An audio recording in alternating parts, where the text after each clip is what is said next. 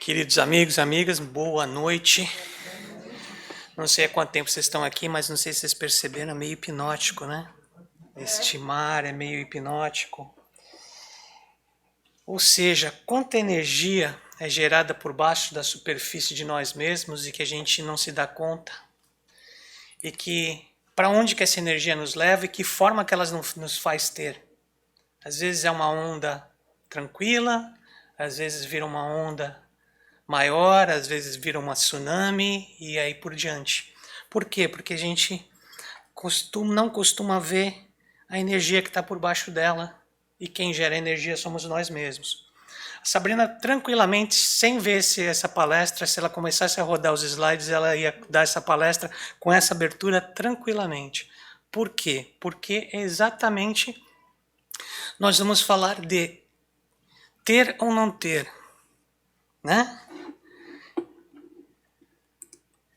Eis a questão. Essa é uma brincadeira, uma corruptela de um texto de Hamlet, de Shakespeare, quando ele colocou para a gente ser ou não ser, eis a questão. Só que nos dias de hoje, o ser foi trocado pelo ter. Tanto é que muitas vezes a gente vê uma pessoa ficar infeliz por não ter tido likes no post do Facebook, muito mais infeliz ou muito menos feliz do que quando ganha um bom dia de uma pessoa dentro de casa. Quando, na verdade, a felicidade é definida pelo quê? Exatamente pela energia que você tem embaixo. Então, para onde a gente está dirigindo essa energia? Para ter ou para ser?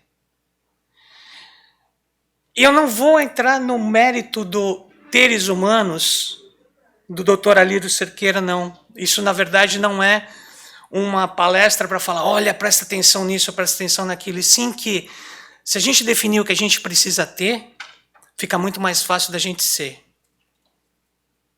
Quando a gente define o que é necessário a gente ter para chegar aonde a gente quer chegar e ser, fica muito mais fácil. Então, assim, seria muito mais fácil eu ir por esse lado e falar toda a pesquisa do Dr. Alírio, que é maravilhosa, diga-se de passagem. Mas eu fui um pouquinho mais. Eu busquei esses livrinhos aqui para a gente conversar um pouco sobre. E cada um deles traz uma interpretação muito interessante do que a gente deve ter, do que a gente deve prestar atenção e do que a gente tem. Ou o que nós pensamos, quando nós pensamos em ter, no que é que a gente pensa? E, de repente, no que é que a gente deveria pensar e angariar, né? Então, assim, quando a gente primeiro pensa em ter, a gente pensa em ter recursos, né? E recursos, em geral, na forma de dinheiro. Por quê? Porque a gente fala muito assim, se eu tivesse mais dinheiro, nossa, eu ajudava o centro espírita, dava uma grana, a gente não precisava mais ninguém dar dinheiro aqui dentro, eu fazia tudo. Se eu tivesse dinheiro, eu ajudava as outras pessoas. Se eu tivesse dinheiro, eu comprava isso para ajudar não sei quem. Tudo convencionado ao se eu tivesse. E, na verdade, acaba virando, né, porque a nossa cabeça, o que a gente repete, muitas vezes ela acredita como verdade, acaba virando o nosso mantra, se eu tivesse. Se nós não tivéssemos medo, se nós esperássemos ter a condição perfeita para tudo, eu garanto que a Terra seria muito menos populada. Porque se todo mundo esperasse a condição certa para ter filho, nossa senhora, não ia nascer muita gente por aqui, não. O plano reencarnatório ia ter que escolher outros planetas para encarnar espíritos da nossa vibração, porque aqui não ia nascer muita gente. Se a gente fosse esperar para casar, não ia ter muitos casais. Se a gente fosse esperar tudo ser perfeito, provavelmente a gente não faria nada. Então, vamos começar a pensar por aí, né? Que de repente a gente não precisa esperar ter a condição perfeita para ajudar. Até porque o Pai sabe que a gente tem a condição perfeita, nós é que não sabemos. Olha a riqueza que nós temos e olha o que ele fala. Que fizestes, econômo infiel dos bens que te confiei. Este poderoso móvel de boas obras exclusivamente o empregaste na satisfação pessoal. Qual é esse poderoso móvel de boas obras? Nosso corpo. Ele não emprestou um corpo para a gente, para nós tomarmos conta. Nós não somos, entre aspas, locatários de um corpo, e com ele nos expressarmos para ajudar o próximo. Talvez não seja essa a nossa grande riqueza, mas todas as coisas que a natureza dá para a gente. Você planta e nasce, você tem flores que alegram com o cheiro e com a cor, você tem coisas que parecem banais para a gente porque a gente não presta mais atenção nelas. E na verdade essa é a grande riqueza que nós temos e nós não prestamos atenção. Então, o que a gente tem que ter? Talvez uma visão melhor para enxergar esse tipo de coisa. Então, qual seria o maior emprego que se pode se dar a essa riqueza? Sendo que, eventualmente, nós possamos também, porque eu acho difícil eu perguntar quem é que quer ganhar na loto e as pessoas falarem, não quero. Pode até ter, bacana, mas a maior parte das pessoas querem ganhar. E a maior parte das pessoas também não jogam. Então, é uma desconexão aí, mas a gente não vai entrar nisso. Só que, qual é o maior emprego que a gente pode dar à riqueza? Evangelho segundo o Espiritismo, capítulo 15. Procurai nestas palavras, amai-vos uns aos outros, a solução do problema. Elas guardam o segredo do bom emprego das riquezas pessoais, das riquezas de caráter, inclusive das riquezas materiais. Amai-vos uns aos outros. Para a gente amar o outro, o que a gente precisa primeiro? Quando você vai emprestar dinheiro para uma pessoa, você precisa ter o quê? Quando você vai amar uma pessoa, você precisa ter o quê? Por quem? Então, o primeiro bem, a primeira riqueza que a gente deve ter no nosso banco é amor por nós mesmos. E amor de verdade. Independente do quão a gente faz certo ou errado, a gente tem que se amar. A gente tem que entender o momento evolutório que a gente está, e a gente tem que entender que nós viemos para cá para nos melhorarmos. Então, são 12 anos. Outro dia eu falei, nossa, são 12 anos fazendo atendimento fraterno na casa. E por 12 anos, a pergunta que não quer calar. Eu pergunto, a gente tem um assessment que a gente faz quando a pessoa chega.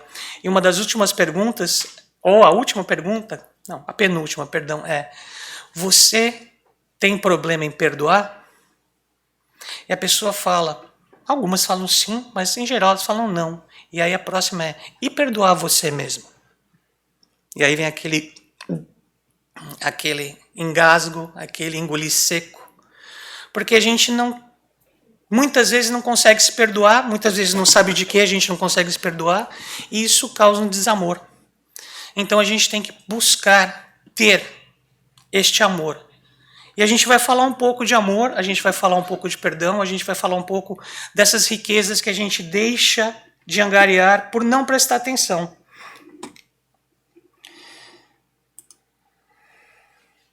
Ter ou não ter? Né? Como a gente disse, parece que ficou mais valioso ter, né, do que ser.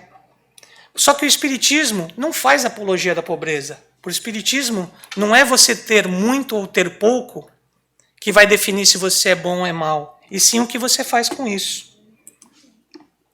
Os bens da terra pertencem a Deus, que os distribui a seu grado, não sendo o homem, senão o usufrutuário, o administrador mais ou menos íntegro e mais ou menos inteligente desses bens. Até aí tudo bem? Tanto eles não constituem propriedade individual do homem que Deus frequentemente anula todas as previsões e a riqueza foge àquele que se julga com os melhores títulos para possuí-la.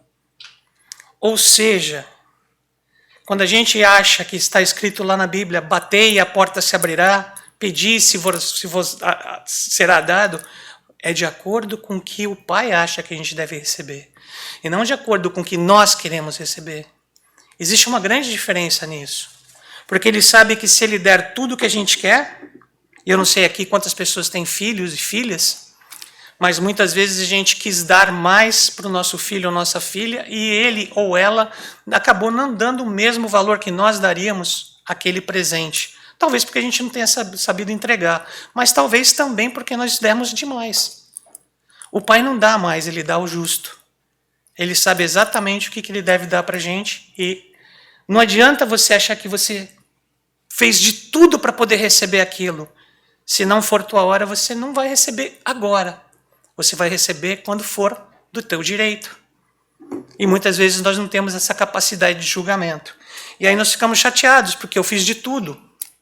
Eu tenho todos os títulos, eu tenho todos os cursos, eu tenho todos os fazeres, mas nada disso muitas vezes vem do coração.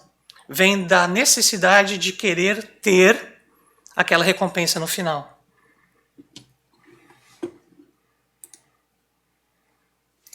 Deus julga cada um de acordo com suas obras. Pedro 17. As nossas obras não são edifícios de alvenaria, perecíveis passageiros, são nossas construções íntimas. O maior potencial que já conquistamos ou conseguimos atingir em todos os sentidos da vida. As nossas melhores obras são, à guisa do texto que a Sabrina leu, a nossa família. Os nossos filhos, os nossos netos. Essas são as melhores obras, porque eles são um reflexo da gente. Como é que a gente criou, o que a gente informou, o que a gente colocou, o amor que a gente investiu, e sem pensar em cobrar no final. Investiu por investir. Investiu por amor. Amor puro, amor de verdade. Então, quantas obras nesse tipo a gente consegue fazer na nossa vida? É isso que é contabilizado. É isso que entra na contabilidade divina. E não quantos edifícios, quantas coisas passageiras nós criamos. O nosso melhor será sempre o ponto-chave na apreciação e no cálculo da contabilidade divina. Caiu um pouquinho para baixo aqui, perdão. Ao registrar se os céus o ajudarão, se acharemos o que buscamos, se as portas se abrirão ou se permanecerão fechadas. Exatamente o que a gente colocou, né? Porque o que é o nosso melhor? Só nós sabemos. Vai depender da nossa interpretação do que é melhor ou do que é pior. Então também, muitas vezes, você pode achar que a outra pessoa não está fazendo o que você acha que é melhor, mas para ela é. E ela está tentando fazer ao máximo do que ela pode dar. E fica muito difícil para a gente determinar se o outro está fazendo certo ou errado, porque você não está na pele do certo da outra pessoa. Você não está determinando como é que ela age ou como ela não age. Eu tenho uma pergunta para vocês. Imagina que todo mundo é cego. Imagina que ninguém pode ver o outro. Como é que hoje você apareceria ou você se mostraria para uma outra pessoa se o fator visão, um fator tão grande na nossa vida, não existisse? Se todo mundo fosse cego, como você se revelaria para outra pessoa? Como você seria percebido pela outra pessoa? De que forma?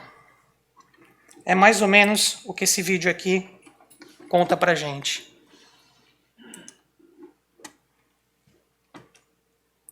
Áudio? Ultimamente, o Corinthians, mesmo com um investimento bem inferior ao do Palmeiras, é um time muito superior. Deixa eu só voltar, gente, desculpa. Pode perder o ano, pode perder tudo, mas não pode perder pro Corinthians. Ultimamente, o Corinthians, mesmo com um investimento bem inferior ao do Palmeiras, é um time muito superior. Eu tenho uma pessoa que trabalha com a gente. O meu trabalho é bem intenso, então muitas vezes eu não consigo assim dedicar. E daí eu cuido de todas as coisas na casa dela, cuido da Isabela também, né, que é a filha dela. A maneira com que eu me visto, ela dá credibilidade para o que eu faço. Nossa, ter que usar terno e gravata não é muito minha vibe, não. E a nossa democracia, a nossa liberdade tá indo embora.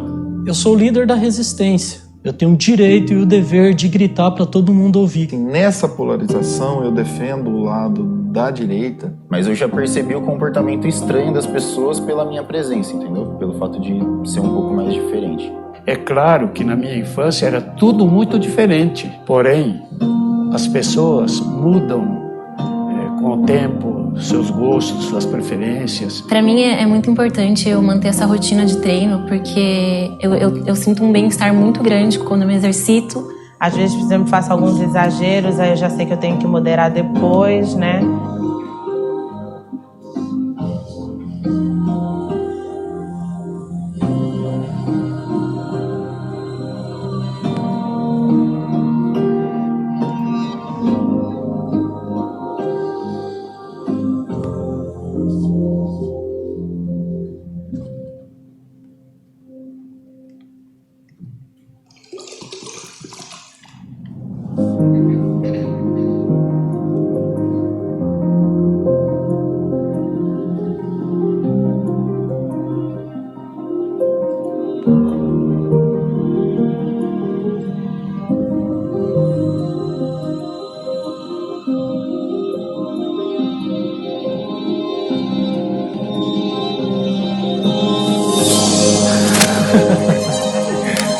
E aí, cara?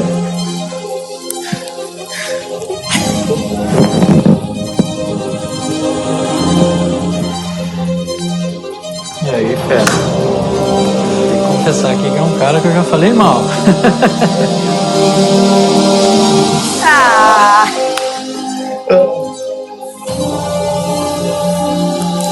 Prazer, Kaique.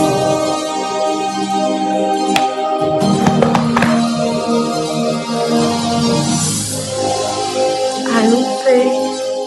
Nem vai te falar, velho. Pra mim foi bem emocionante, assim. Essa pessoa que salva a minha vida, mas todos os dias. Desculpa qualquer coisa, viu? O aconchego desse abraço me lembrou um pouco do meu pai.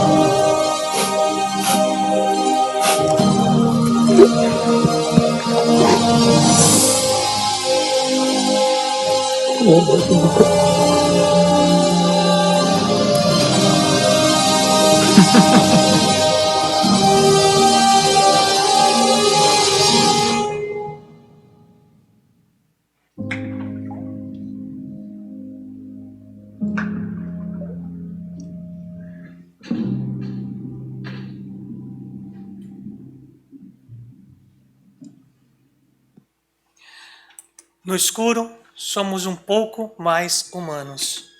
Quando nós deixamos uma das nossas fontes de percepção maiores, que é a visão, deixar de agir na nossa percepção, na nossa escolha, na nossa maneira de interpretar a outra pessoa, nós somos um pouco mais humanos.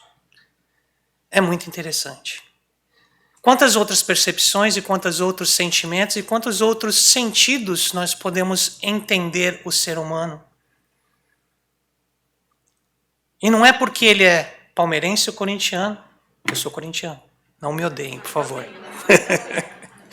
Mas não é por causa disso, gente, que uma pessoa vai julgar a outra. Mas é por isso que a gente julga. Então a gente tem muita pressa em catalogar. Isso faz parte do nosso sistema para economizar energia, para poder não ter que prestar muita atenção, gastar muita energia do nosso cérebro o dia inteiro. Mas muitas vezes a gente cai em erros crassos, porque nós temos muita pressa em julgar, em colocar em caixinhas as pessoas. E de repente, por conta de a falta de uma visão e de lavar o pé da outra pessoa, você se sente unido a ela. Esse é o nosso verdadeiro eu. Esse é o nosso verdadeiro ser. E não o nosso verdadeiro ter. Mas para ser desse jeito, você tem que ter a disposição. Você tem que ter a visão, o foco. Todos são caminhos. Também os caminhos inadequados que tomamos ao longo da vida são parte essencial da nossa educação. Então, muitas vezes, quando a gente está falando de alguma pessoa que fez alguma coisa errada, ela pode estar aprendendo a fazer isso, assim como a gente aprende. E, de novo, às vezes nós vimos uma coisa numa situação que não enquadra aquela pessoa que nós estamos julgando. A cada tropeço é preciso aprender, levantar novamente e retomar a marcha. Se Deus nos criou com a probabilidade do engano, modelando-nos de tal forma que pudéssemos encontrar um dia a perfeição, é porque Ele contava que a gente ia errar e aprender. É desta forma que o ser humano aprende. Nós aprendemos com os nossos erros, mas a gente tem que aprender. Eu adoro o americano quando ele fala, first time my fault. Se a primeira vez aconteceu alguma coisa e deu errado, é porque eu não comuniquei para você. Second time, your fault. Eu já te comuniquei, você continua fazendo, já não é mais culpa minha. E aí, third time, there's no third time. Porque a gente já se comunicou. Então vamos tentar resolver isso em 2 tentativas, em 2 momentos. Senão, não é que você vai fechar a porta para a pessoa, mas você sabe que naquele momento, naquela situação, ainda não existe um entendimento. E nem por isso você vai deixar de ser compreensivo com a pessoa. Simplesmente você vai entender a situação que está se apresentando a você. Até porque, se fosse você cometendo pela 3ª vez a mesma coisa, você gostaria que a outra pessoa também fosse compreensiva. Você tem que se colocar no lugar do outro também. Até porque ninguém deseja ser infeliz intencionalmente. As pessoas falam, não, ele é masoquista, ele gosta de sofrer. Não gosta. Talvez ele esteja expressando pelo sofrimento uma vontade de ser notado ou alguma coisa do gênero. Quantas vezes a gente não vê isso com os nossos filhos? Eles se colocam de uma forma, você já falou 20 vezes para ele fazer uma coisa, ele continua para não fazer, ele continua fazendo, porque ele quer ser notado. E a única forma dele ser notado por você é continuar fazendo aquilo que chama a sua atenção. Porque o resto que ele faz não chama. E aí fica diferente a tratativa, não fica? Fica diferente a forma de conversar com ele, não fica? Sócrates afirmava que ninguém que saiba ou acredite que haja coisas melhores do que aquelas que ele faz ou que estão ao seu alcance, vai continuar a fazer. Quando a gente conhece uma possibilidade de coisas melhores. O problema é que essa inadaptação do que a gente sente é fruto do deslocamento íntimo, da gente não acreditar na gente mesmo, na nossa potencialidade. Então a gente acaba, como a gente fala no Brasil, metendo os pés pelas mãos. E muitas coisas que a gente repete para a gente também jogam contra a gente. Quer ver? Pau que nasce torto? Será? Será? Temos pessoas aqui que gostam de lidar com plantas e com flores. Será que você não colocando uma guia para ele desentortar, ele não desentorta? Se a nossa coluna desentorta depois de um tempo com o massagista, quem sabe um pau, né? Eventualmente a gente consegue desentortar um pau. Outra coisa, diz-me com quem andas e te direi? Jura?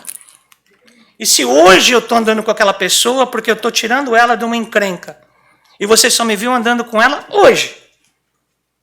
E aí você já me julgou e já me catalogou igual aquela pessoa. A gente repete tantas coisas, tantos ditados. Tem vários ditados que não ajudam, gente. Se ficar melhor, melhora! Se ficar melhor, melhora! Pelo amor de Deus, repete isso todo dia para você. Se ficar melhor, melhora. Só pode melhorar, gente. Só pode melhorar se ficar melhor. Não tem jeito de piorar. O problema é que se você falar isso pro teu cérebro, ele vai ver ficar melhor e vai falar perigo, perigo, perigo e vai te detonar. Isso é gente, nós, com nossa percepção, mas ninguém quer ser infeliz intencionalmente. Só que a gente não percebe o quão a gente alimenta o nosso cérebro de coisas que não são tão boas assim. Quando agimos errado é porque nós optamos pelo que nos parecia ser melhor. Uma vez que os nossos comportamentos estão baseados na nossa própria maneira de perceber a vida.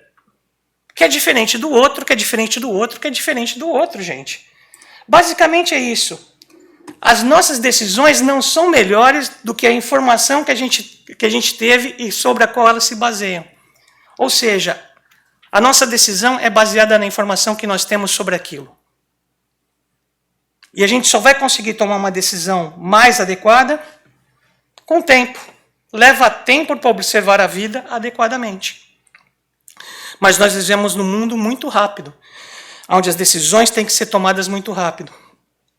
E muitas vezes nós não tomamos a decisão mais certa por tentar apressar. Então, eventualmente, nós temos que ter paciência, temos que ter calma. E quando você pede paciência, o que acontece? Exato, porque se não vê problema, você não treina paciência. Não tem como. Você pediu paciência, vão te mandar mais desafios para que você treine sua paciência. Quando for desconvidado para as bodas, não tomeis nela o primeiro lugar, temendo que se encontre entre os convidados uma pessoa mais considerada que vós, e que aquele que vos tiver convidado não venha vos dizer, dai o vosso lugar a este. Qual é o lugar? Qual é o nosso lugar nas bodas da vida? A gente sabe qual é o nosso lugar? Qual é a nossa posição no universo de nós mesmos? O que a gente está fazendo aqui, e dentro do que a gente está fazendo, qual é essa posição que nós exercemos dentro desse universo que a gente conhece como vida, que a gente conhece como sociedade, como família? Qual é a nossa posição? Porque se a gente não sabe a nossa posição, eventualmente a gente vai querer sentar numa cadeira que não é nossa. Eventualmente a gente vai querer honrarias ou a gente vai querer tratamentos que não são reservados a nós. E que muitas vezes gera uma coisa chamada síndrome do impostor. Muita gente acha que não deve ou que não merece o que está tendo. Talvez por não saber exatamente qual é a posição dela na vida. Ainda que o nosso homem exterior se corrompa, o interior, contudo, se renova dia a dia. Paulo, carta aos Coríntios. O que ele está dizendo? Que por mais que nós erremos lá atrás, o nosso interior se renova. Então a gente sempre tem a chance de modificar. A gente sempre tem a chance de parar e observar. Sempre tem a chance de se renovar. Essa é uma chance que acontece todo dia quando a gente acorda. E se renova todo dia, no outro dia de novo. E todo dia a gente tem a oportunidade de fazer melhor. Depende de ter foco. Depende de ter disposição. Esse é o nosso ter. Cuidamos de tantas coisas exteriores e nos esquecemos de cuidar da gente. Isso não é um luxo, é algo vital. Haroldo Dutra Dias. Gente, se esquecer de cuidar de si mesmo para cuidar do resto, significa que você não consegue cuidar. E a gente está numa sociedade que é muito boa nisso. Se você não aparecer para trabalhar, você ganha. Então você tem que cuidar do seu físico para poder aparecer no outro dia e trabalhar, né? Porque se você não tiver físico para trabalhar, você não vai ganhar um dia. Se você não ganhar um dia, 2, 3, 4, 5, você não vai ter dinheiro para pagar o seu aluguel, a sua comida e aí por diante. Vamos transferir isso para o interior. Se a gente não tiver calma, se a gente não tiver uma forma de avaliar o que passa dentro da gente, em geral nós vamos ter respostas automáticas para o que acontece conosco e em geral essas respostas não vão ser satisfatórias. Então nós vamos estar repetindo um ciclo, correndo de novo atrás do rabo. O que tem acontecido com esse 1 ano de pandemia? O que a gente descobriu? A gente tem que descobrir paciência, a gente tem que descobrir o que colocar dentro da nossa cabeça. A gente tem que descobrir como discernir entre uma coisa e outra. Vamos tomar vacina? Não vamos tomar vacina. Vamos usar máscara? Não vamos usar máscara. Eu tenho que manter distância? Não tenho que manter distância. E aí o que acontece? Como nós nos espelhamos muito nos outros, nós chegamos em vários locais onde muita gente não usa máscara. E o que se passa na cabeça da gente? Que absurdo! Como aquela pessoa não usa máscara? E alguns sucumbem ao... Se ele não está usando, eu também não vou usar. É um bolo de informações. Por quê? Porque não se parou para se definir. Onde é que eu estou nessa ceia? Qual é a minha posição e o que eu vou fazer? O que o outro está fazendo é problema do outro e não nosso. Mas a gente tem que ter posicionamento, a gente tem que ter uma forma de lidar com isso. E aqui tem uma fala muito boa, é sobre o Dr. Afonso Salgado. Ele é doutor em engenharia de biomédica. Não é essa pessoa que é o doutor, ele está falando da fala dele. E ele é mestre em cirurgia experimental, ele tem um curso, ele tem um seminário também no Brasil, ele é PhD em neurociência. Bom, esse cara tem bastante créditos para falar o que falou. O Dr. Afonso Salgado afirma que para cada 5 minutos de exposição a notícias ruins, olha que interessante, 5 minutos, que você fica escutando notícias de que vai acabar, de que vai morrer, coisas que te pressionam, coisas que te geram estresse, e não processa isso, ingere isso, não filtra. 5 minutos de exposição a notícias ruins gera 5 horas de baixa imunidade. Quando você fica 5 minutos ouvindo notícias terríveis, não processando e assimilando isso, você vai ficar 5 horas mais predisposto a ter um problema com a Covid, porque a tua imunidade abaixa, por causa de todos esses efeitos científicos que eu falei. Ou seja, basta 20 minutos no dia de notícia ruim, não processada, para você ficar 24 horas vulnerável, com baixa imunidade. Tudo que não pode acontecer nesse momento. Por isso, você que nos assiste, é muito sério você conseguir filtrar, você conseguir controlar as suas emoções, você conseguir não ingerir esse veneno que vai potencializar um eventual contágio do vírus. O que fazer? E agora eu parto para a finalização dessa ministração. O que nós temos que fazer? E aí eu não tenho como não entrar nas questões espirituais aqui. Porque se a base de toda a ansiedade, de todo o estresse, todo o problema emocional é o medo, o maior antídoto contra o medo, a Bíblia nos ensina que é o amor de Deus. 1 João 4,18 diz: no amor não há medo. Antes, o perfeito amor lança fora o medo. Porque o medo envolve castigo. E quem tem medo não está aperfeiçoado no amor.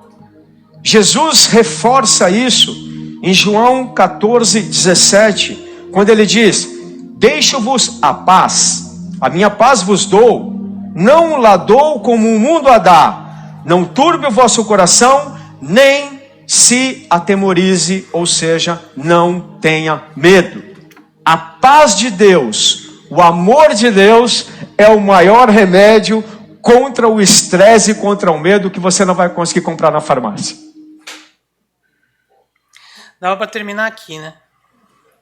Mas então acho que o que a gente tem que conseguir determinar e conseguir angariar para a gente, mais do que tudo, é a paz.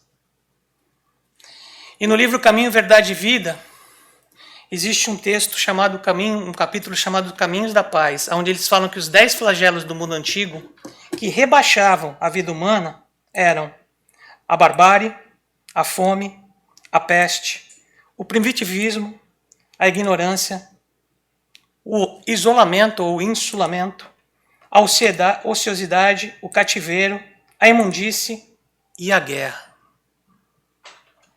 Aí ele continua dizendo o seguinte: a política anulou a barbárie, o comércio dissipou a fome, a ciência eliminou a peste. Então agora todo mundo, opa, como assim? Bom, mas se você ver os 2 anteriores também é, opa, como assim? A indústria desfez o primitivismo, a imprensa prescreveu a ignorância, o telégrafo sem fio e navegação aérea acabaram com o isolamento, os princípios morais e o trabalho desacreditaram a ociosidade, a educação espiritual aboliu o cativeiro, a higiene progrediu e acabou com a imundície. E a guerra? Mas tudo isso não foi capaz de resolver o problema da paz. E é por isso que nada foi resolvido, porque tudo voltou atrás por conta da guerra, que começa no egoísmo de cada um, nas discórdias do lar, na intolerância da fé, na vaidade da inteligência, no orgulho das raças. A guerra ainda não foi eliminada do ser humano. E muitas vezes é uma guerra interna, é um conflito contra si mesmo, e muitas vezes é uma guerra contra os outros. Conhecereis a verdade, e a verdade os fará livre. A verdade é que a gente tem que tentar parar para pensar quais são os caminhos da paz, quais são os caminhos de lidar com uma situação sem perder a sua própria paz, sem perder o seu próprio caminho, sem fazer uma guerra por qualquer coisa. A guerra é muito fácil, gente, é muito fácil de acontecer. É que a gente acha que guerra tem que ser uma coisa, né, extrema, mas uma coisa muito simples. E acontece com muitos homens, porque nós fomos, né, doutrinados para matar 2 leões, uma jacatirica e um tigre antes de voltar para casa. Aí chega e a esposa vem falar do dia. Aí ele fala, meu Deus, mais um leão para matar. Não é absolutamente nada disso, mas essa é a nossa percepção. E aí tudo que a esposa fala, ele dá uma sugestão. Mas você tentou isso? Ah, tentei, não deu certo. Fala mais um pouco, mas você tentou aquilo? Ah, tentei, não deu certo. E vai tentando, chega uma hora que a esposa fala, mas espera aí, eu não estou falando isso para você tentar resolver o meu problema. E aí o marido já chateado fala, então, para que você está fazendo? Para que você está falando comigo? Começou uma guerra. Começou uma guerra. Uma guerrinha. Ou pode ser uma guerra grande, depende de como você tiver com o teu humor. Mas começou uma guerra por uma questão simples. Você não entendeu que você tem 2 orelhas e uma boca. É para ouvir mais e falar menos. Foco, entendimento, prestar atenção, ver que conhece a verdade te fará livre. O que é verdade? Que nada se resolve sem o amor e que muitas vezes a gente não sabe o que é amar. E muitas vezes a gente não sabe o que é amar nós mesmos. Então começa aqui dentro, começa dentro da gente. Outra coisa que a gente tem que ter, calma. Sabe o que a gente fala de calma? A gente tira o R de lá, o L de lá e põe um R no meio.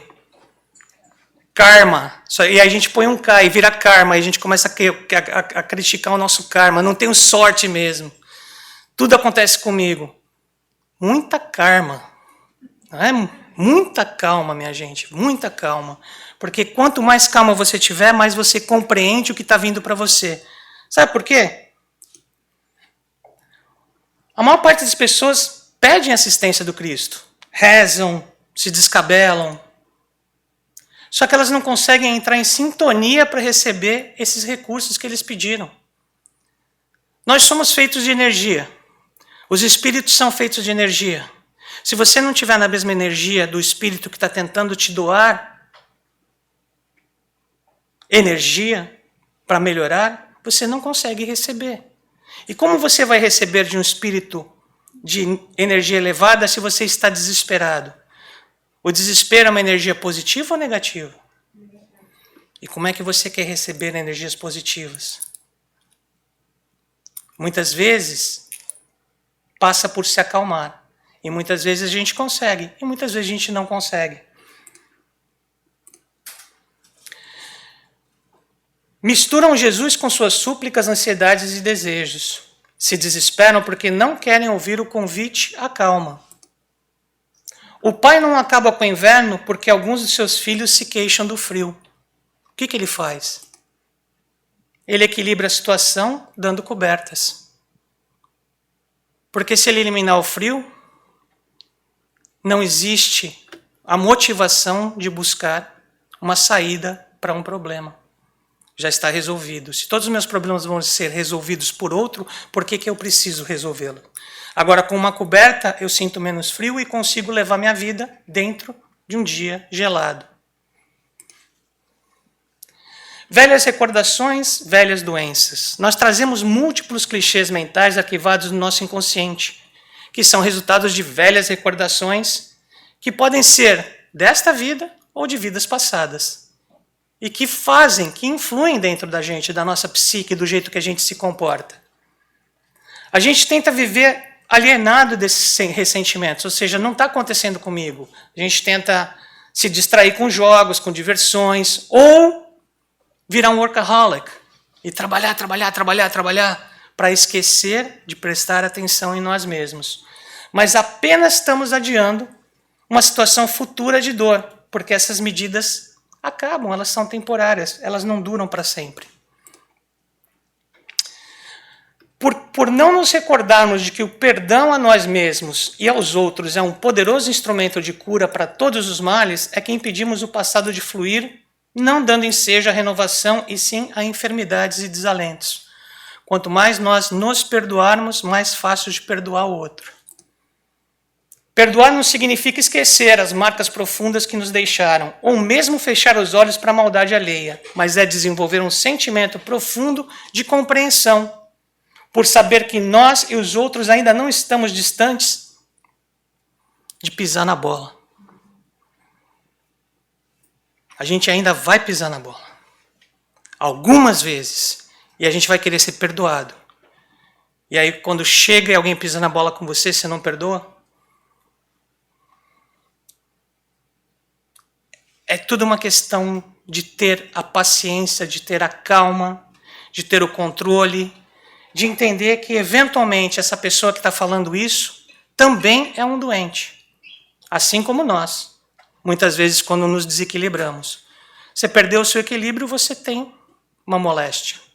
Então, fica mais fácil de lidar com essa pessoa do que tentar responder agressão com agressão. Moisés não vos deu o pão, mas meu Pai vos dá o pão verdadeiro do céu. O que o João estava querendo? O que Jesus estava querendo dizer com isso que João colocou no evangelho dele?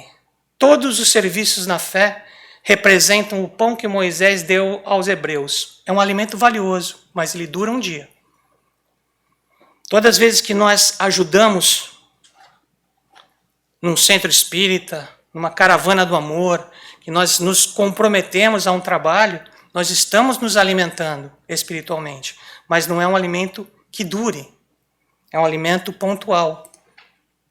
O esforço pessoal no pão divino para renovação, purificação e engrandecimento da alma é abençoado celeiro desse pão.